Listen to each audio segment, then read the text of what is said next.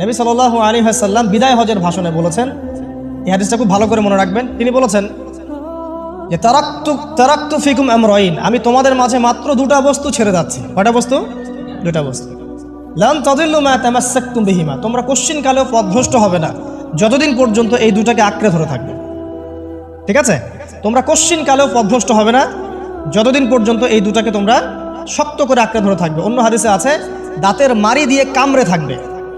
আপনি সামনের দাঁত দিয়ে কিছু কামড়াতে গেলে কিন্তু টান দিলে ছিঁড়ে যাবে না? দাঁতের মাড়ি দিয়ে যদি শক্ত করে ধরেন এত সহজে কিন্তু টান দিলে ছিঁড়বে না। এই জন্য নবীজি বলছেন সাল্লাল্লাহু আলাইহি ওয়াসাল্লাম দাঁতের মাড়ি দিয়ে কামড়ে ধরে থাকবে কোরআন এবং সুন্নাহকে। সেই দুটো বস্তু কি? নবী সাল্লাল্লাহু আলাইহি ওয়াসাল্লাম বলছেন, একটা হচ্ছে কিতাব আল্লাহ, আল্লাহ পাকের কিতাব মানে কি? আল কোরআন। ওয়া সুন্নতি নবীহি মানে নবীর সুন্নাত অর্থাৎ হাদিসগুলো।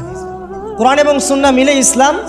এই ইসলামটাই হচ্ছে আল্লাহ রাব্বুল আলামিনের মনোনীত সর্বশেষ দিন।